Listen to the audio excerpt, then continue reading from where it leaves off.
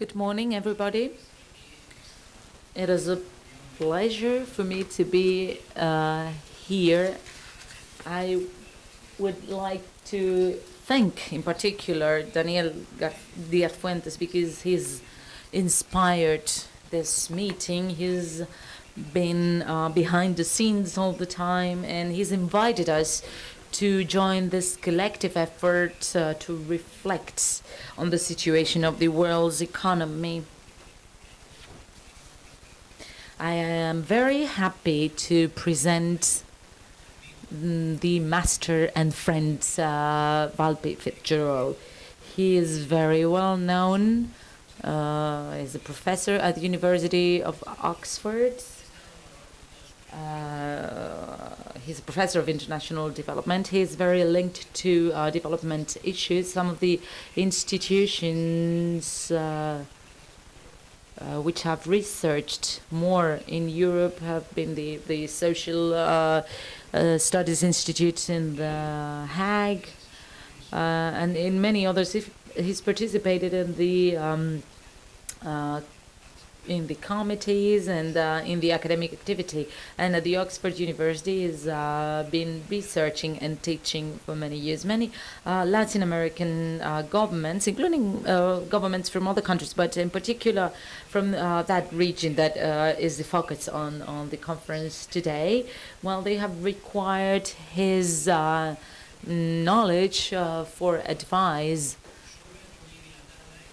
He's published many works, and since we don't have much time because we want to go to have lunch, I will just give you a few notes.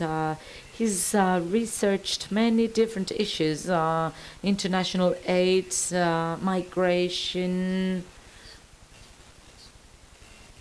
international finance, and funding for development, other issues related to social deficits and social policies, the political economy of conflicts and wars. There are very diverse topics, and he's always researched that with two very important characteristics. He's been very rigorous in his analysis, but also sensitive enough to detect the asymmetries that preside many international relationships, and that as a result make these relationships very unequal. I learned a lot from him, and many of us, many professors from Spanish universities have to be very grateful to Valpy FitzGerald, because he's not only taught us, but the best thing we can say about him is that he's fostered a lot of people to continue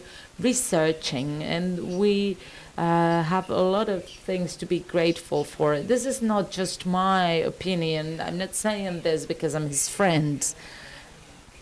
I'm telling you that my university, the Complutense, has decided to award him with the honoris causa PhD. So I think we should give him an applause to congratulate him for this. This shows very clearly what we owe him. Not only students, but the professors of our university and many other universities.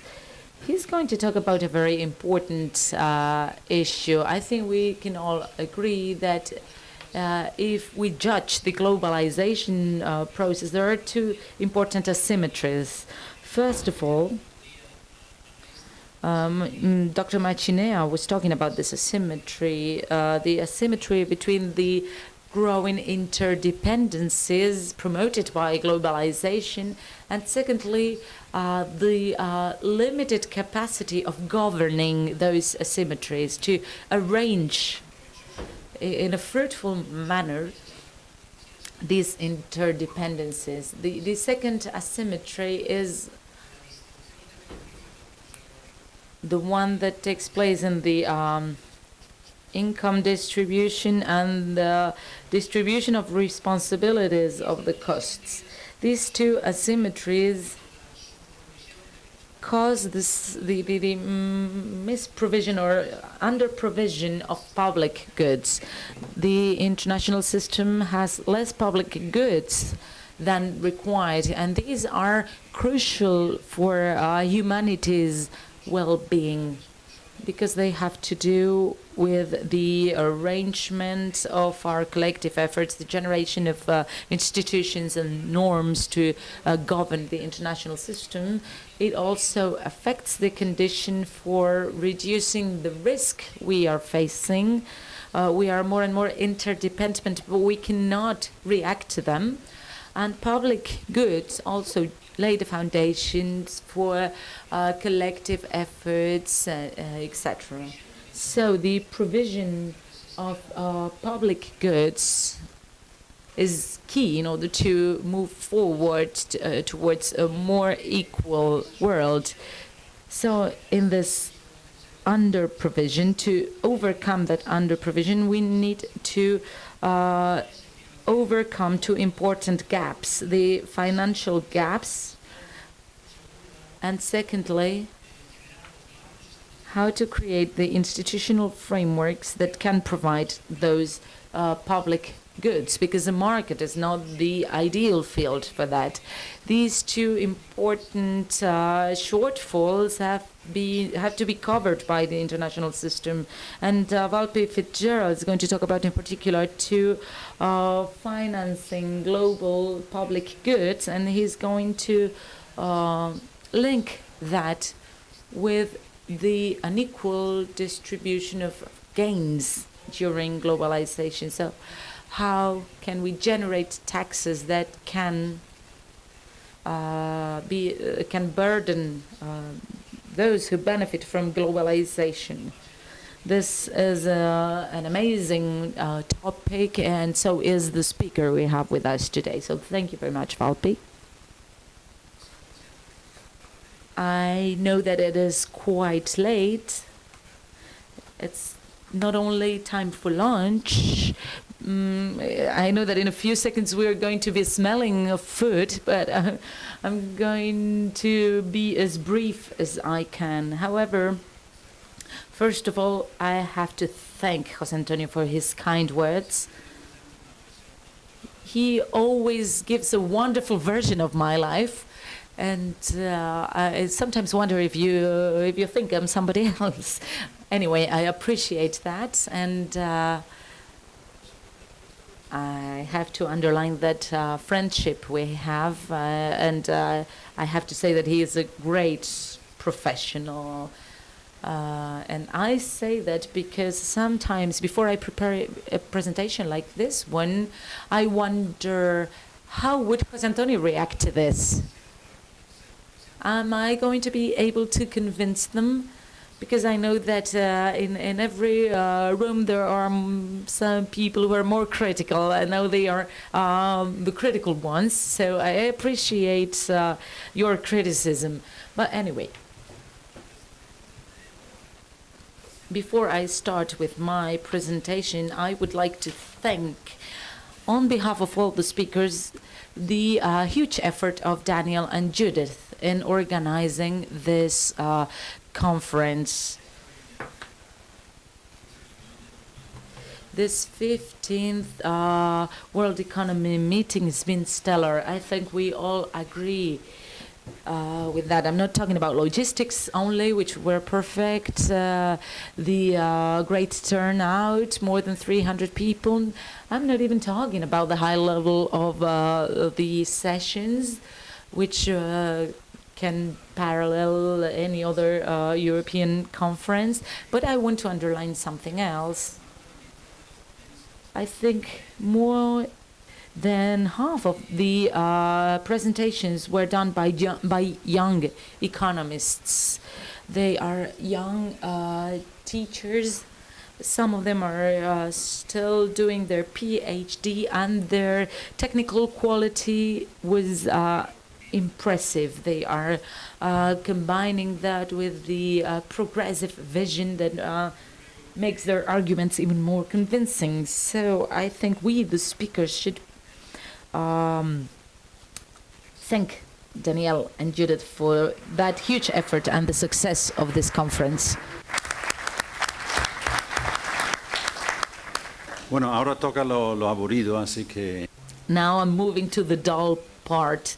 I'm going to speak in Spanish, however, the PowerPoint slides are in English. I'm going to talk about the results of a report I drafted for WIDER, the United Nations University. So what is the central issue? Well,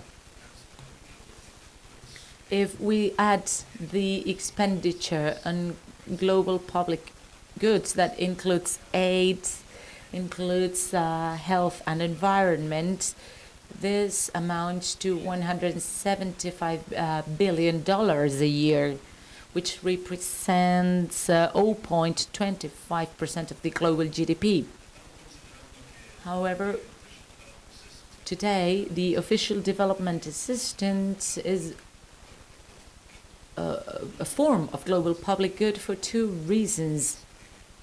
The good reason is that it reflects the distribution in the global society towards the poorest ones, but also the externalities with regard to migration, health, conflicts, etc.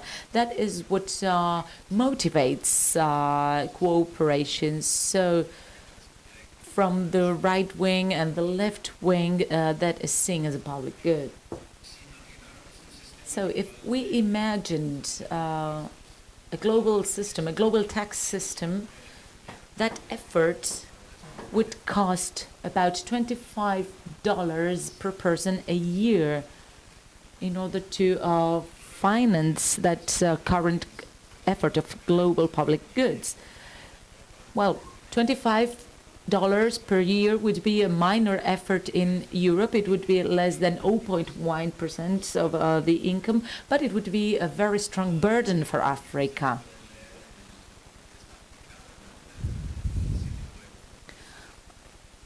On the conference's website, you can see how the income tax is evaluated of 0.25%, which would be a substitute to the international development system. That would mean that this tax would be collected globally, and the funds would be transferred to the poorest countries and to the global public goods.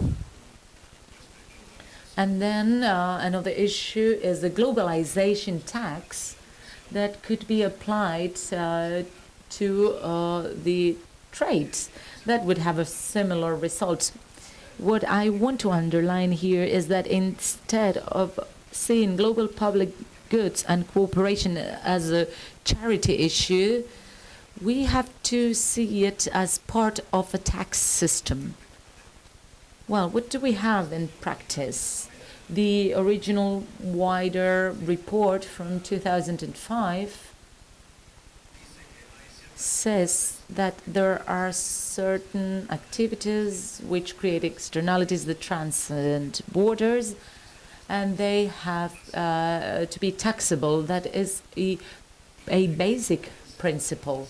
And these kind of transactions are the ones which shall be the most efficient sources of funds for global purposes.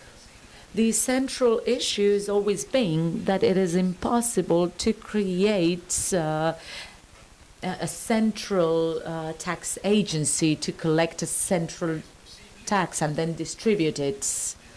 So the only possibility is a system where nations collect the money and then that money is redistributed.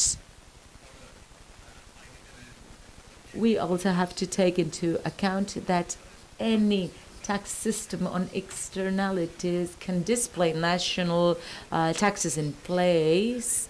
And part of the argument is that rather than inventing new taxes, we could extend the tax base, and that would avoid the problems I just mentioned.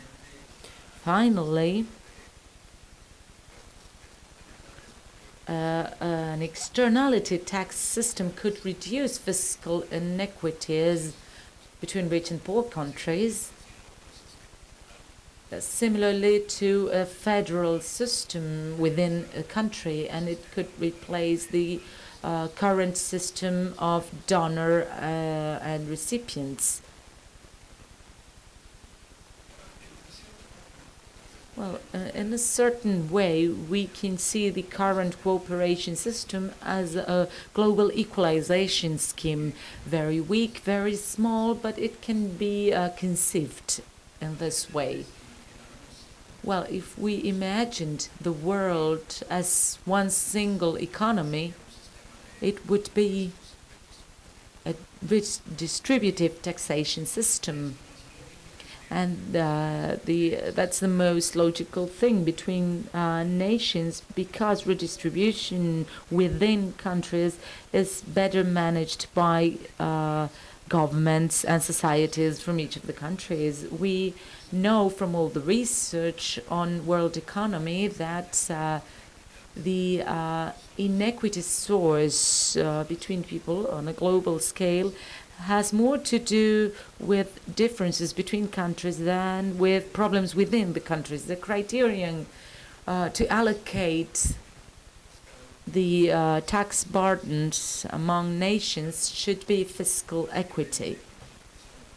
Basically, a nation's contribution has to be related to its ability to provide health and education systems with regard to their own taxation capability. That is the same system applied in federal systems.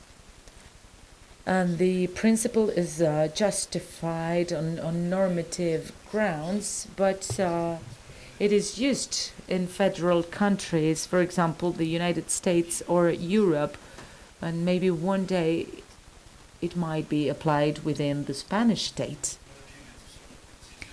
Well, these are the philosophical principles, so to say. So accepting these principles, which are accepted on a regional and national level, would change totally the debate on cooperation and the debate on the financing global public goods. If what we accept at national level is applicable on an international level, that would lead us to a system that may not be applicable tomorrow, but it might be applicable in the long term. One of the greatest problems we've had so far is that it has been impossible to introduce in the international debate the tax reform issue. It's been very difficult. You know that because I've been saying this for years. But finally, it seems that things are changing. In this century, the 21st century, there are new financing systems to fund global health programs, particularly related to AIDS and tuberculosis, and also to fight against climate change.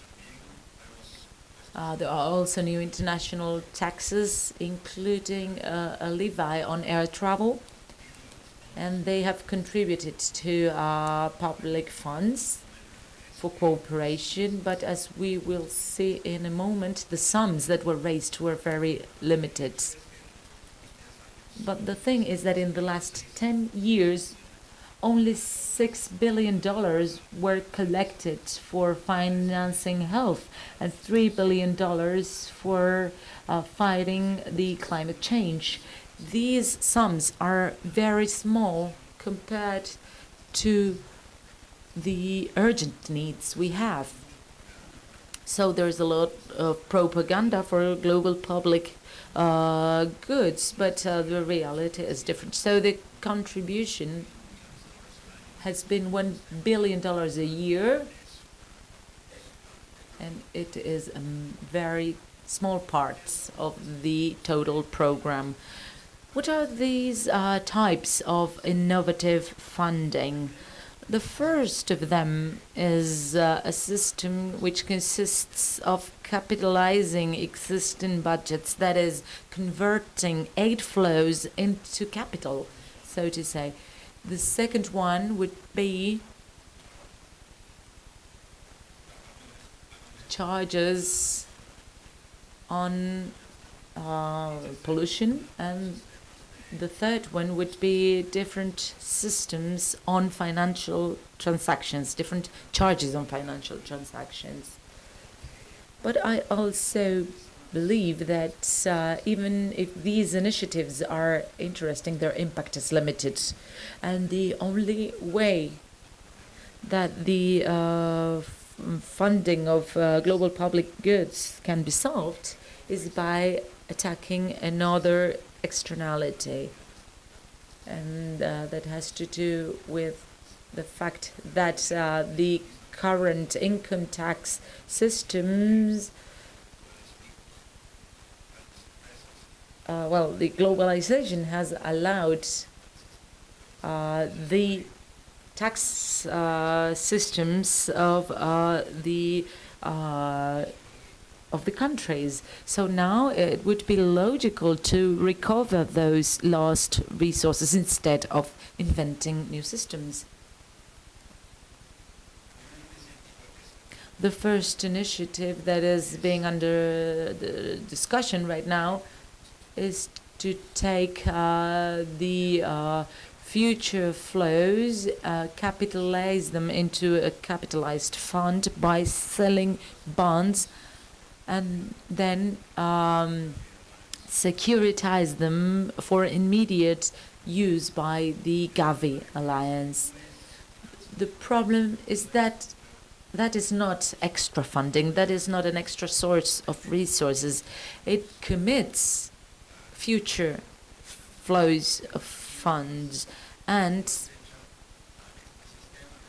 so far this IFFI has raised only $6 billion, of which only $2 billion were disbursed. So there is a lot of propaganda around this, but the effect is not very important. The main benefit is that it allowed hypothecation of part of the expense to several investment lines, and that is what encourages more some donors and some private donors, such as Bill Gates, for example. So in a certain way, it's reduced the flexibility of use of the funds. Another initiative had to do with debt relief.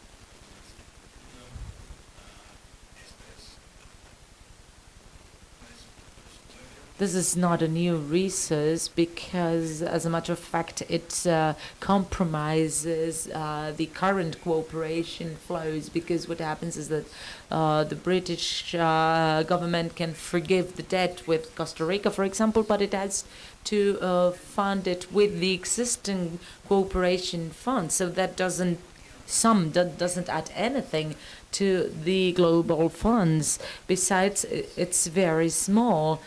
The last debt health scheme liberated a little bit more than $100 million.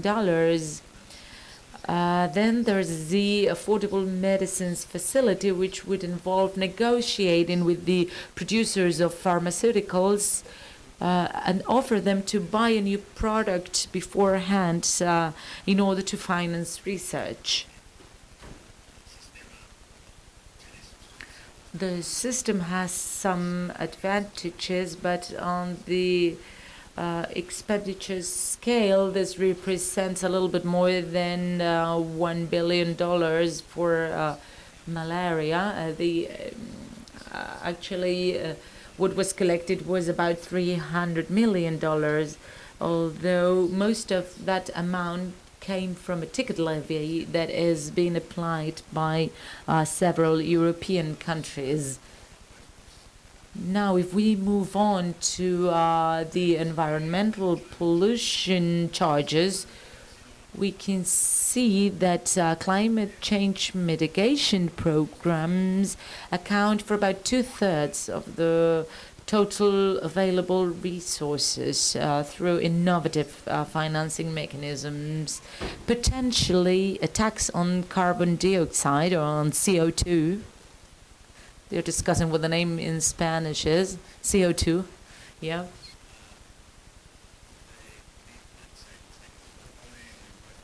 Well, there is a charge of $25 per ton that it is proposed that would create important sums, around $250 billion a year, and that would double the current level. So the only proposal on the list that has the required magnitude is this one. But there is a double problem. First of all, the countries which are making strong sacrifices have to finance the countries which are not making those sacrifices, or at least not so large. The problem I see is that the taxes on carbon are very regressive, because the fuel use represents a higher proportion to the poor's budget. That's why governments in Latin America and in all the world insist on subsidizing fuel, because it is a progressive measure. Maybe it is a disaster from the fiscal point of view, but it has some logic. And from the environmental point of view too. So what are the advances? What have been the advances so far? In 2010, the EC considered a tax system for pollution permits, but this hasn't really progressed. Then the Copenhagen Accord promised $30 billion over the next 30 years, and then $100 billion by 2020. But out of all these funds, a very little amount was mobilized. So far, the Global Environment Fund has spent about $3 billion a year, which is welcome, but it is very small if we consider the needs we have. The final front we are facing is the financial transaction levies. This is attributed to Tobin, but it was Keynes who invented it, although he's not credited for that. There is a financial transaction tax proposed to reduce volatility, speculation, and to raise tax revenues. This reduces the risk in the financial markets, and it allows the funding of a fund to refund banks. To support banks. That is the principle established by Keynes.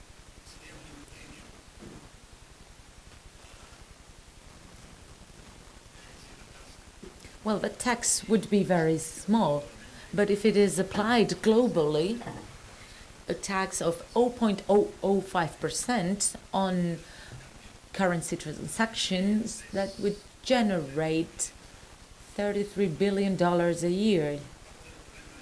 Part of the problem is that the beneficiaries would be in New York and London, and there are not many hints telling us that they are willing to implement that, so that doesn't seem very feasible.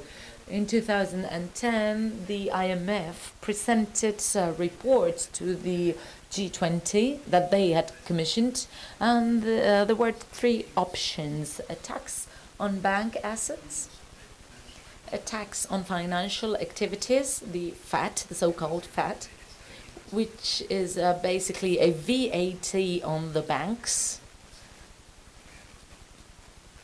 And that has never been applied to banks because the added value of a bank has never been defined. That doesn't surprise me, actually. And then a financial transactions tax. Basically, the fund was for the VAT, that is some kind of VAT on banks. And that would be transferred to an international fund for bank bailouts. So it would be a VAT that is the IMF's option, and of course the G20's option too. But at the European level, we have the Financial Transaction Tax Initiative, which was already passed by the European Union. But this is not a Tobin tax, and not even a Keynes tax. It's not a tax on transactions, on currency transactions. It is a tax on transactions between financial institutions of shares and bonds or derivative contracts. This tax exists already in many countries. For example, in Great Britain, we have the stamp duty, and it exists also in Korea and in other countries. It is okay, but it's not Tobin tax or anything similar. They would like to start next year. The income is estimated around 57 billion euros a year. It's been approved by the European Parliament and the European Union Council. But what's interesting about this tax is the R plus I. This means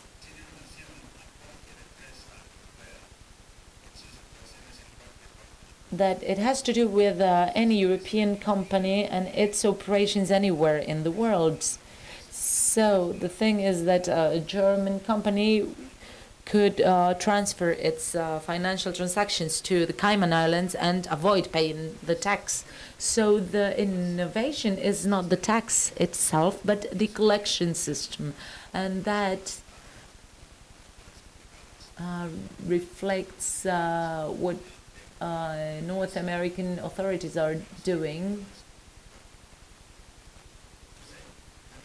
So for me, the great innovation, if implemented, is the collection system or the collection principles, which are trans-border ones.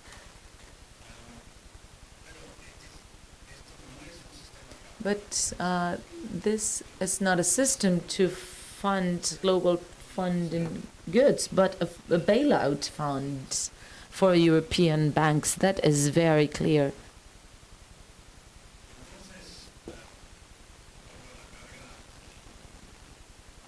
Now I continue by proposing a new approach that would be to extend the current taxation systems to the offshore assets.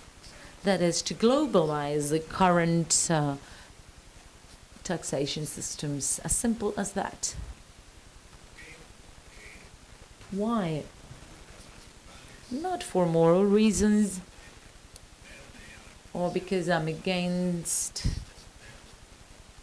to the fact that some relevant politicians in Spain have been involved in corruption cases, and I'm not going to mention any names, but they seem to have a lot of paintings in Swiss banks and haciendas in Argentina. Well, that was a very renowned case of corruption in Spain he is referring to. So that externality needs to be taxed for two reasons. First of all, to recover the lost income, and secondly, to incentivize investment that is no longer informal, because the largest informal sector in the world is not the poor people who who sell the pirate CDs on the streets or on the tube. It's the millionaires who live or who operate in the Cayman Islands. This would extend the tax base. There is no need for a new tax or raising the tax rates. The idea is to expand the tax base. There are two ways of facing this. First of all, there is the system which is implicit in the European FTT. Basically, this means that any transfer to one of these tax havens is charged with very high rates, so there is a penalty. The other one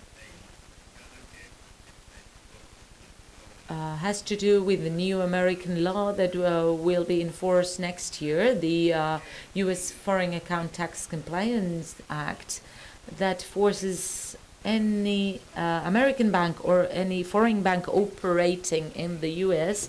to report all the assets of any American taxpayer. They are obliged by law, and if they don't do that, they lose their license. So that is an information recovery system. The bank is not going to pay anything, but it has to report authorities. That is an example of a trans-border taxation system in the American case. The British government is also proposing a FATCA, a similar act. Well, my proposal is that what's being proposed at the European level, in the US and even in Great Britain, should be extended to the rest of the world. And this system would be very useful, first of all, to fund global public goods, and secondly, to allow developing countries finance their own development. So if Latin America had the tax revenues based on the assets of their citizens living abroad, it wouldn't have so many fiscal problems. The same with Africa. Maybe Africa could finance itself if it received taxes from its own citizens and from the companies operating in Africa.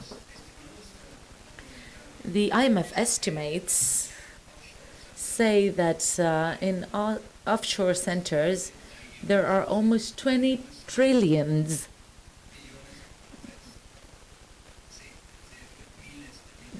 So that is thousands of millions which are not declared to the home tax authorities. We have to bear in mind that the attractiveness of an offshore financial center is not that the tax rate is low. The advantage is the secrecy. They don't disclose any information. If I am here and if I am a taxpayer in England, if I earn money here in Spain,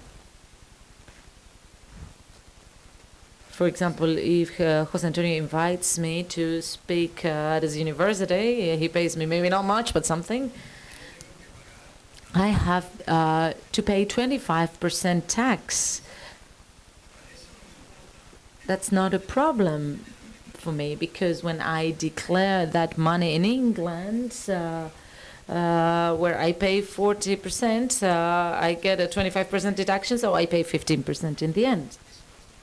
So I don't end up paying more. If there is a transfer, there is not a problem. The problem is that if I can hide where my assets are, that's where the secrecy lies. That's what matters, rather than the tax rates. So my estimate is that about $700 billion a year are lost every year in tax revenues. This is 5 times more than the current global public goods expenditure. The order of magnitude is a lot bigger.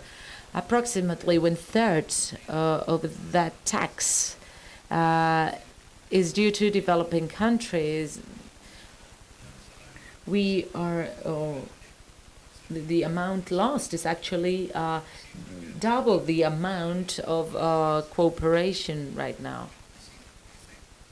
That's what the IMF says, although they don't cite me. They say research says blah blah blah, but they don't mention my name anywhere. Well, the estimates of other researchers on capital flights, which have to do with profit shifting and use one or another jurisdiction, indicate that the capital stock would be around $3 trillion. So the tax loss would be about $200 billion. So both sources agree in the order of magnitude. However, the central problem is that there should be an information exchange, an automatic information exchange. Many countries say that they exchange information, but they do it only as Swiss authorities do, just when there is a formal request. For example, with the case I was mentioning before, there is a famous judge in Spain, and he is the one who is requesting the Swiss banks. That request for information has to be approved by a Swiss judge, and meanwhile, that money disappears. In this case in particular, the idea is to check whether this politician did something wrong or not. But when you end with all these procedures, the account is empty. So it is important that this information exchange is automatic. The OECD says that if taxpayers know that their banks are reporting on their accounts, they will declare better. That's why it's important to extend the system to developing countries and to include offshore financial centers.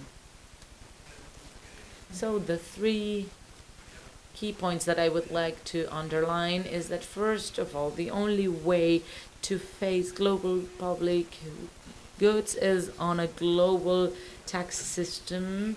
All other systems that were proposed are not feasible or don't generate enough funding.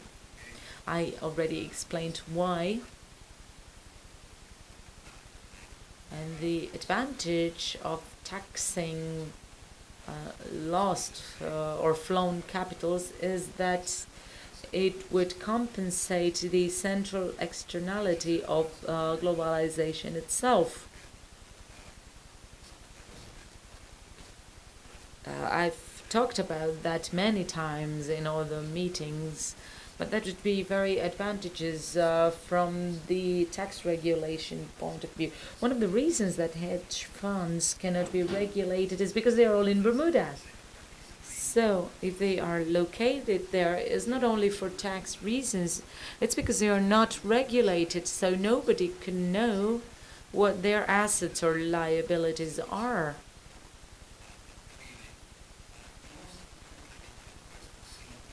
And this happens also in the Caribbean. Sometimes tax inspectors don't even know the tax structures. So there is a problem of regulatory evasion aside the fiscal evasion. So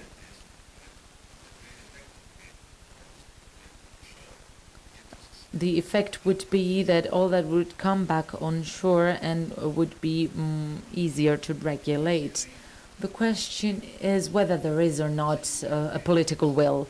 I think things are changing, and I have two quotes here.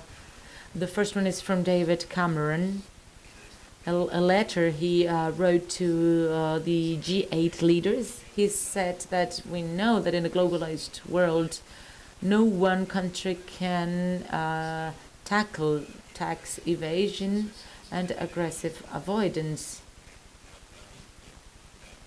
These are legal systems. This is financial engineering.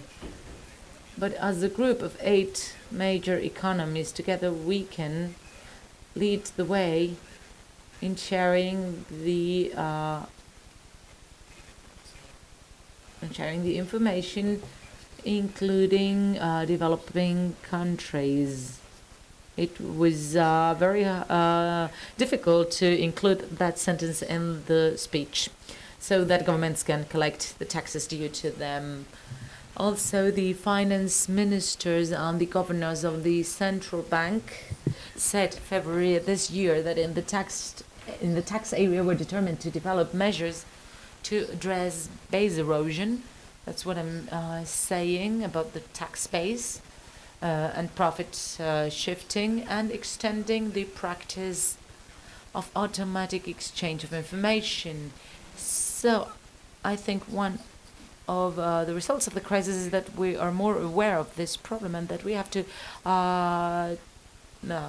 take the opportunity. We have to impose this. So thank you very much.